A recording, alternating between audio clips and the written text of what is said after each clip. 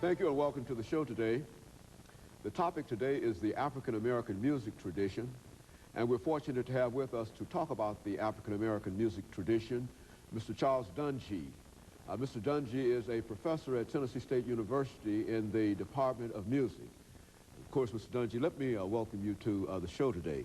Well, thank you so much for having me, Dr. Haney. You know, I think the topic, the African-American music tradition, is one that is certainly timely in terms of the vast variety of music that black folks have been involved in, and we want to talk about that today. But let's start off by talking about Charles Dungey.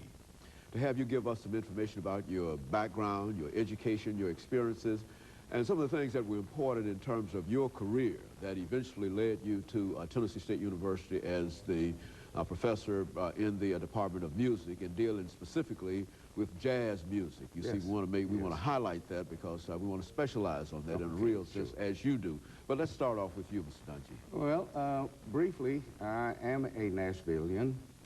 I started playing professionally at the age of 14.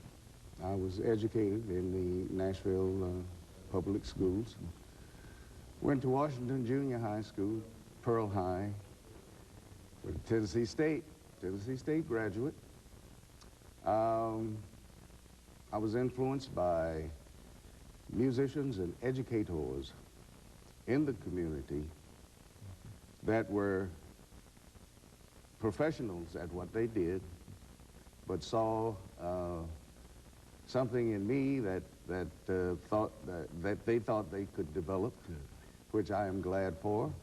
I was given the opportunity at the age of 14 to play with a professional band, Mr. Pullen, Don Pullen, who was a great contributor to the Nashville community in the area of music and education. He brought music to the parks, the public parks, Hadley Park in particular. Started that as being a yearly function. He also was instrumental in the early Tennessee State Collegiate organization. I was offered a voice scholarship to Fisk University by Mr. Work. Dr. Work thought I had a voice that was trainable. He's a famous, very famous educator and songwriter and a producer of marvelous things that this community enjoyed for so many years. I turned Dr. Work down, his offer, because I wanted to come to Tennessee State and study the bass. Now, one of Duke Ellington's premier bassist was James Blanton, Jimmy Blanton from Chattanooga, Tennessee.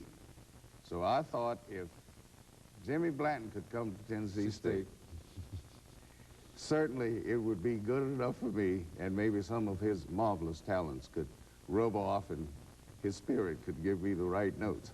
I'm glad I made the decision. I had wonderful training here through Dr. Smith, W.O. Smith, who was just coming on board when I came in as a freshman.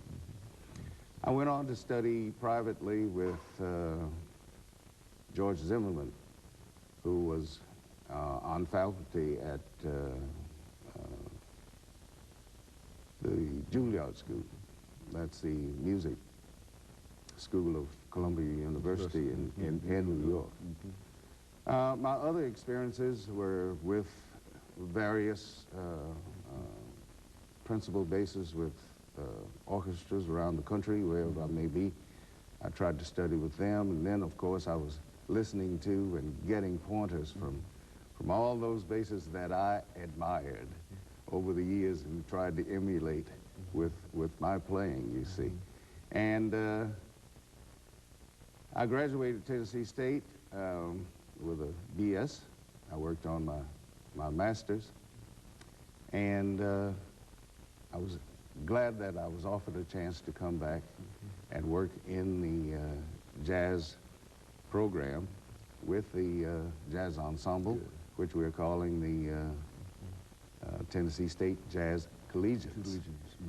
In honor of that first collegiate band that was established here back in the early 40s and late 30s.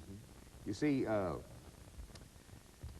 President Davis, who was president at the time, approached Chick Chavis, J.D. Chavis, one of my old teachers and good friends. Well, Mr. Chavis was asked to just give us a band. We're a marching band and a band to perform at different functions, and that's what he did. He employed the services of some students that were here at Tennessee State. That group developed into the best collegiate organization in the country. Good. It was voted the best band in 1939, the best jazz college band by the, I think it was the Pittsburgh Courier. As a result, the band was invited to go to New York and perform at Carnegie Hall. Good. So we have quite a tradition there. And that's why I call our present jazz ensemble the Tennessee State Jazz Collegians. Good. Yes, I think that's a very, very rich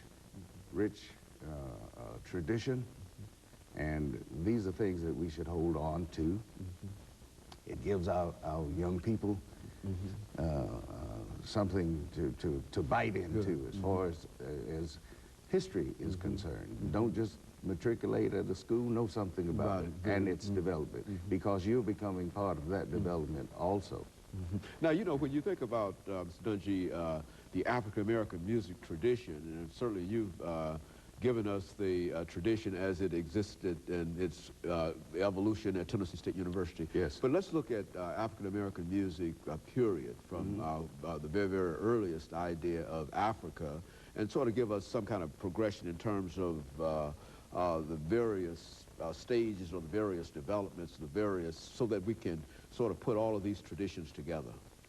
Well, the African-American tradition started the jazz entity, of course, in New Orleans. New Orleans was a perfect place for jazz to start, because it was a jazz of multicultural community. Africa supplied the drums, the rhythm. The Europeans supplied certain instruments, European development, form.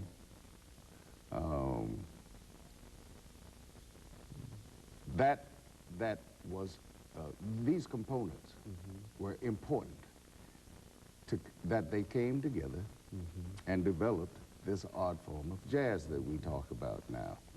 You know, let me interrupt here, Mr. Dungey. We've got about 20 seconds before our first commercial break. Okay. But I think that you will give us an opportunity when we come back to the second segment to go further into what you're saying about the evolution not only of jazz, but some of these other forms that all groups in America have, in one way or the other, contributed to. And I think that's essentially what you're saying.